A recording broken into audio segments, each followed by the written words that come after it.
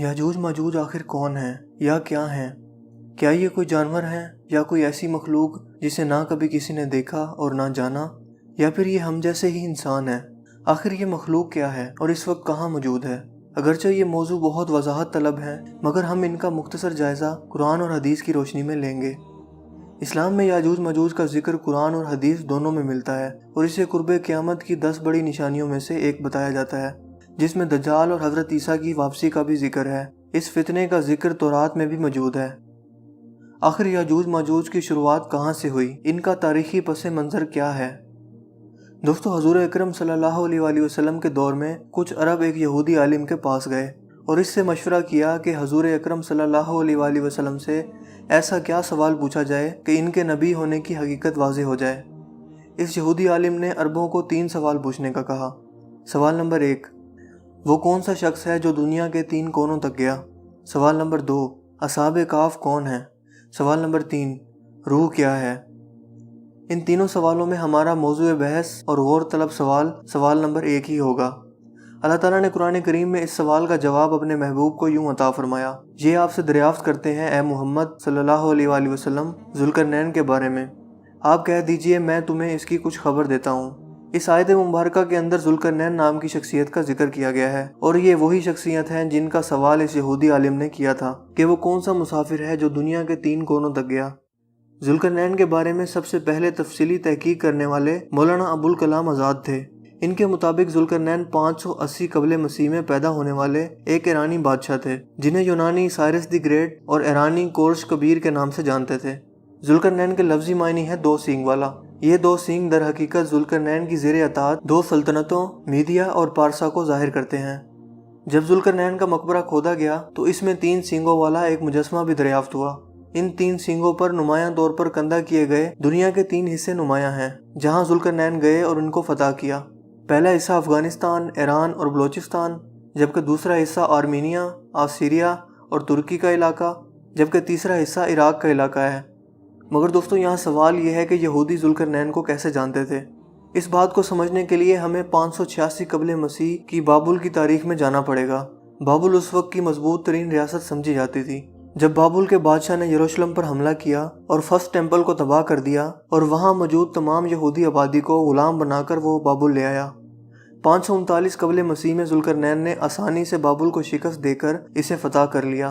ज़ुल्करनैन ने यहाँ कोई खून खराबा नहीं किया और बहुत ही कम मज़ामत के साथ बाबुल को फतह किया, क्योंकि वो एक नरम दिल और आदिल हुक्मरान थे और जहाँ जाते थे लोग इनके इखलाक और शख्सियत से मुतासिर होकर इनकी फ़ौज में शामिल हो जाते।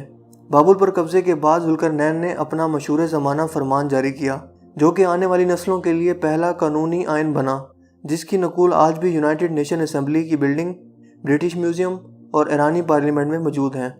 हत्ता कि अमेरिका और यूरोप में सियासतदान बाकायदा तौर पर रियासत के मामलात को चलाने के लिए पहले इन कवानीन को ज़रूर पढ़ते हैं। दोस्तों, ज़ुल्करनैन वो वाहिद गैर यहूदी शख्सियत थे जिन्हें यहूदी अपना मसीहा करार देते थे। इनकी सल्तनत मौजूदा दौर के पाकिस्तान, अफगानिस्तान और ईरान से लेकर यूनान के साहिलों तक फैली हुई थी।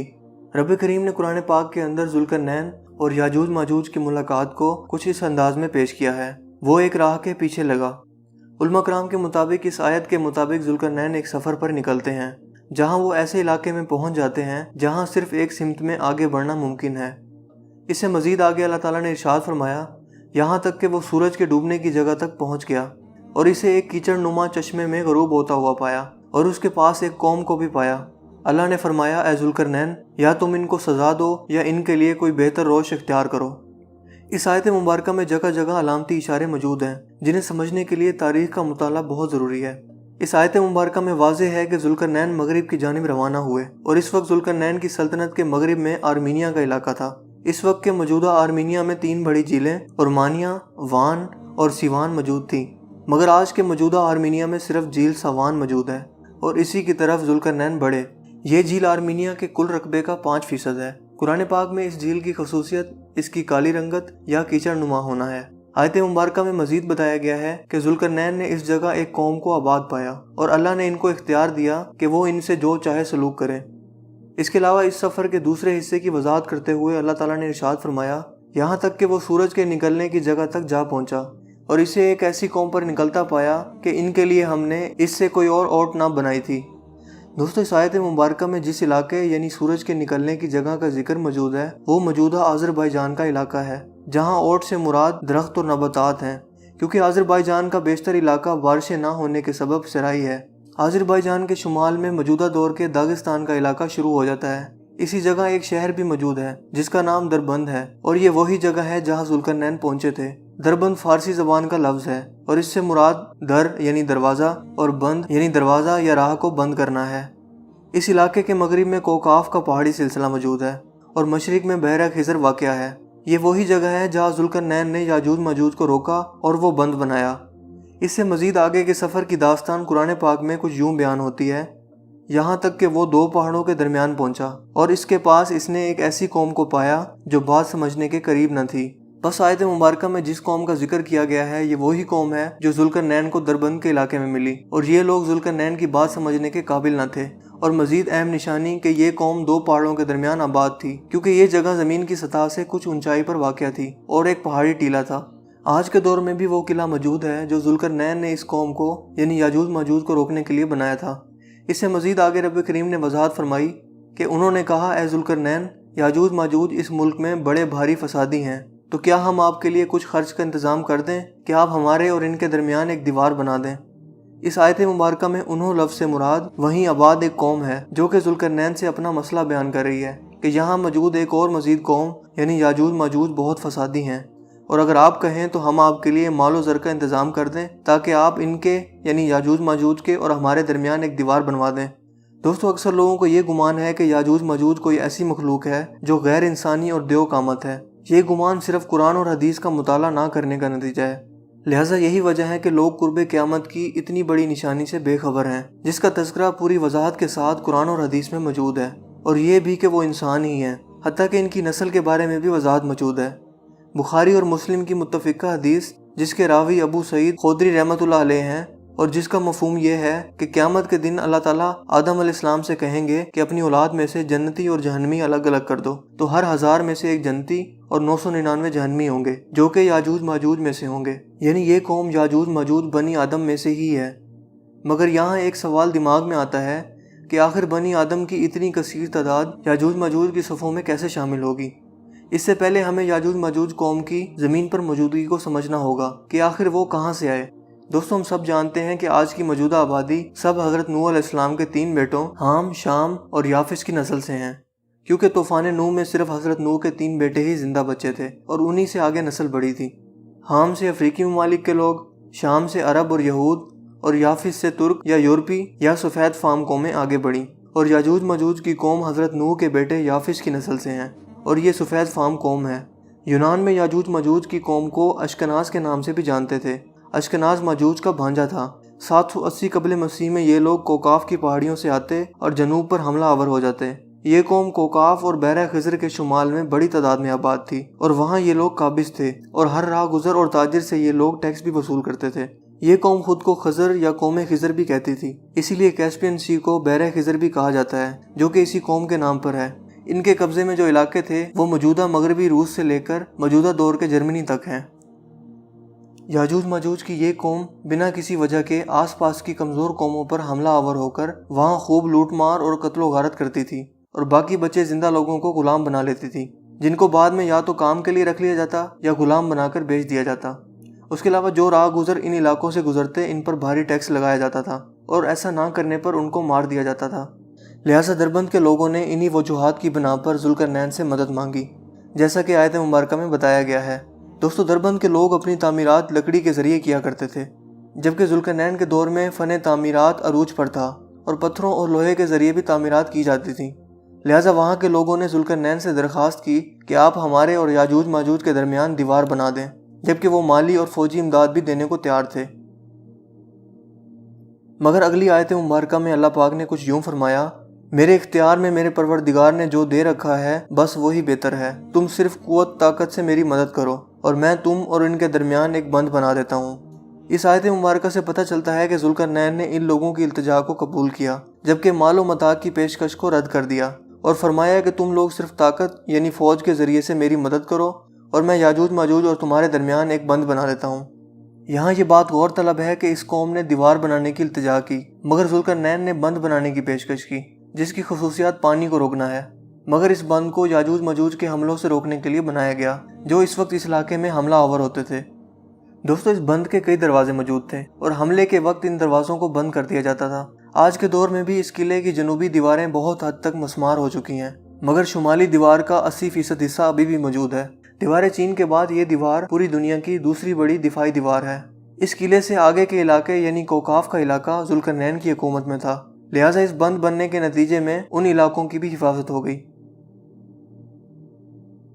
دوستو، اس سے مزید اگلی آیت میں رب کریم نے ارشاد فرمایا، مجھے لوہے کی چادریں لا کر دو، یہاں تک کہ اس نے 2 پہاڑوں کے درمیان بند کھڑا کر دیا اور کہا کہ اب دہکاؤ، حتیٰ کہ اسے آگ بنا دیا، تو کہا مجھے لا کر دو، میں اس پر پگھلا ہوا تانبا انڈیلوں گا۔ دوستو، اس آیت مبارکہ میں لوہے کی چادروں اور تانبے کا ذکر موجود ہے، جو کہ اس بند کی تعمیر کے دوران استعمال ہوا تھا، جبکہ اکثر لوگ یہ سمجھتے ہیں کہ جو بند ذوالقرنین نے بنایا تھا وہ صرف اور صرف لوہے اور تانبے کا ہے، مگر ایسا نہیں ہے، کیونکہ اس بند کے بناتے وقت مین دروازوں پر وافر مقدار میں لوہے اور تانبے کا استعمال کیا گیا۔ اب اس بند کا بیشتر حصہ کھنڈرات بن چکا ہے، مگر پھر بھی باقی حصہ اللہ پاک کے حکم سے قائم و دائم ہے۔ اس سے اگلی آیت مبارکہ میں اللہ پاک ارشاد فرماتے ہیں، پس تو ان میں اس دیوار کے اوپر چڑھنے کی طاقت نہ تھی اور نہ ان میں سوراخ کر سکتے تھے۔ دوستو، جو بند ذوالقرنین نے بنایا، دربند کے لوگ اس بند کی چھت پر چڑھ کر اس کی حفاظت کرتے تھے، لہٰذا جب یاجوج ماجوج ان دیواروں پر چڑھنے کی کوشش کرتے تو ان کو پسپا کر دیا جاتا تھا، کیونکہ یاجوج ماجوج پتھر اور لوہے کی تعمیرات کے عادی نہ تھے اور نہ ہی اس کا کوئی توڑ جانتے تھے۔ اس سے اگلی آیت مبارکہ میں اللہ تعالیٰ ارشاد فرماتے ہیں کہ یہ صرف میرے رب کی مہربانی ہے، ہاں جب میرے رب کا وعدہ آئے گا تو اسے زمین بوس کر دے گا، بے شک میرے رب کا وعدہ سچا اور حق ہے۔ دوستو، اس قلعے کے لوہے کے بنے مرکزی دروازوں کا نام و نشان موجود نہیں اور جنوبی دیوار بھی زمین بوس ہو چکی ہے۔ مطلب اس آیت مبارکہ میں یہ واضح ہوا کہ قرآن کریم کی یہ پیشن گوئی اب سچ ثابت ہو چکی ہے اور یہ قلعہ اب زمین بوس ہوتا جا رہا ہے، جبکہ اکثر لوگ یہ گمان کرتے ہیں کہ جو بند ذوالقرنین نے تعمیر کیا تھا وہ آج بھی قائم ہے، جبکہ بخاری اور مسلم کی متفقہ حدیث مبارکہ میں بیان ہے، حضرت زینب بنت حبش رضی اللہ تعالیٰ عنہا سے روایت ہے کہ ایک دن رسول کریم صلی اللہ علیہ وآلہ وسلم ان کے ہاں ایسی حالت میں تشریف لائے کہ جیسے بہت گھبرائے ہوئے ہوں، اور پھر فرمانے لگے کہ اللہ کے سوا کوئی عبادت کے لائق نہیں، افسوس صد افسوس عرب کے اس شر فتنے پر جو اپنی ہلاکت آفرینی کے ساتھ قریب آ پہنچا ہے۔ آج یاجوج ماجوج کی دیوار میں اس قدر سوراخ ہو گیا ہے، یہ کہہ کر آپ نے انگوٹھے اور برابر والی انگلی کے ذریعے حلقہ بنایا۔ اس حدیث مبارکہ سے صاف طور پر واضح ہوتا ہے کہ یاجوج ماجوج کی قوم کا خروج حضور کریم صلی اللہ علیہ وآلہ وسلم کی زندگی میں ہونا شروع ہو گیا تھا، مطلب اس بند کی دیواروں میں سوراخ ہو گیا تھا اور یاجوج ماجوج نے اس قلعے کے بند میں سوراخ کرنے کا طریقہ سیکھ لیا تھا۔ اسلامی اور مغربی تاریخی حوالے سے پتہ چلتا ہے کہ مسلمانوں کی فوجیں حضرت عمر رضی اللہ تعالیٰ عنہ کے دور میں اس علاقے کی طرف بڑھیں اور یاجوج ماجوج کی قوم یا قوم خضر کے ساتھ جنگ کی، جو کہ 100 سال پر محیط عرصہ ہے، جس کی ایک نشانی دربند اور داغستان کے علاقے میں صحابہ کرام کی قبریں ہیں، جو اسی یاجوج ماجوج کی فوج کے ساتھ لڑتے ہوئے شہید ہوئے، مگر مسلمانوں کے اندرونی خلفشار کی وجہ سے 100 سالہ یہ جنگی مہم اختتام پذیر ہو گئی۔ حدیث مبارکہ کے مزید حصے میں عرب کا بھی ذکر ہے کہ ان پر اس فتنے کا پہلا یا زیادہ اثر ہوگا، کیونکہ مسلمانوں میں عرب ہی وہ تھے جنہوں نے حضرت عمر کے دور میں ان یاجوج ماجوج سے جنگ کی تھی۔ دوستو، اس یاجوج ماجوج کی قوم کو تاریخ میں کئی نام سے جانا جاتا رہا ہے، مثلاً یاجوج ماجوج، گوگ اینڈ میگوگ، اسکیتھینس، اشکنازی، خزر اور قوم خضر۔ مسلم امہ اسے تاریخی حوالے میں خزر یا قوم خضر یا اشکناز کے طور پر جانتی ہے۔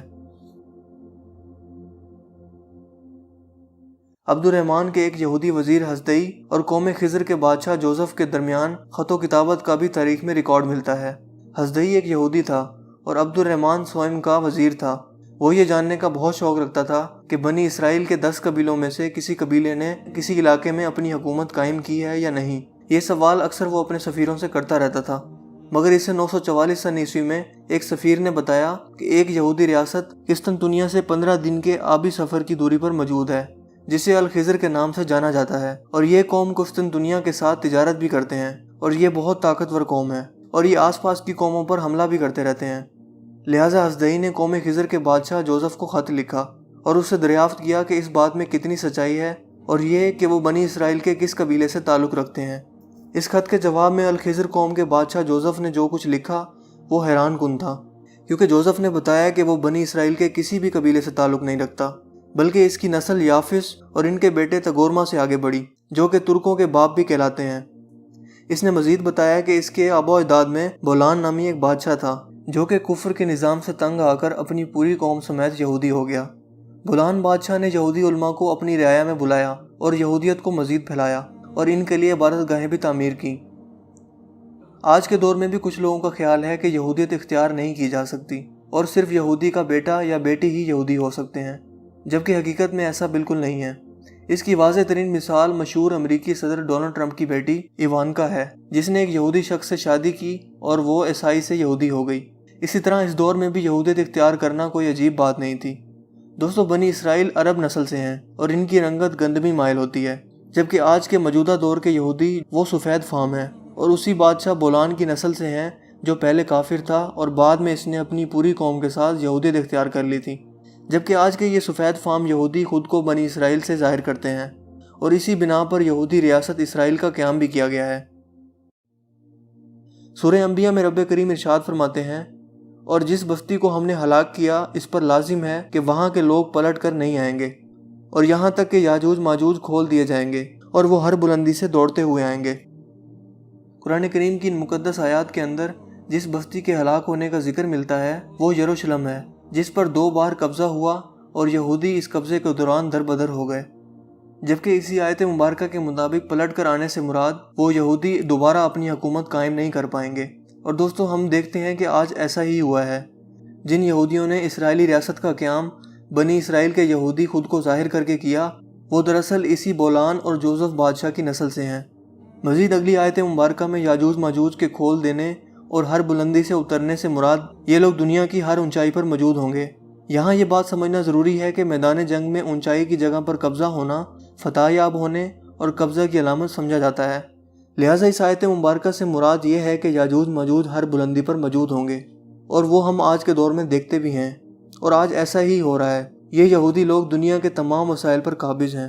دنیا کے تمام بینکس، مالی وسائل، media houses, food chains, restaurants, غرض ہر اونچائی پر یہ لوگ موجود ہیں اور لوگوں کے ایمان پر حملہ آور ہو رہے ہیں۔ لوگوں کو ذہنی، نفسیاتی، سیاسی، مذہبی اور ہر طرح سے حملہ کر کے تباہ کر رہے ہیں، اور ہر بلندی پر ہوتے ہوئے لوگوں پر حملہ آور ہو رہے ہیں، اور یہی لوگ اپنے مسیح دجال کے منتظر ہیں اور اس کی فوج کے حصہ دار ہوں گے۔ دوستو، مجھے امید ہے کہ قرآن اور حدیث کے حوالوں کی روشنی میں یاجوج ماجوج کی حقیقت آپ بخوبی جان گئے ہوں گے۔ مجھے امید ہے کہ آج کی یہ ہماری ویڈیو آپ کو کافی انفارمیٹیو لگی ہوگی اور آپ کو پسند آئی ہوگی۔ اگر ویڈیو آپ کو اچھا لگا تو اسے لائک کیجیے اور دوستوں کے ساتھ شیئر کیجیے۔ آپ اپنی رائے کا اظہار کمنٹس میں بھی کر سکتے ہیں۔ میرا نام ہے اسیب شفقت اور آپ دیکھ رہے ہیں ہنسی ٹی وی۔ میں ملوں گا آپ سے ایک نئی انٹرسٹنگ ویڈیو میں، تب تک کے لیے اپنا بہت سا خیال رکھیے گا۔ Thanks for watching. اللہ حافظ۔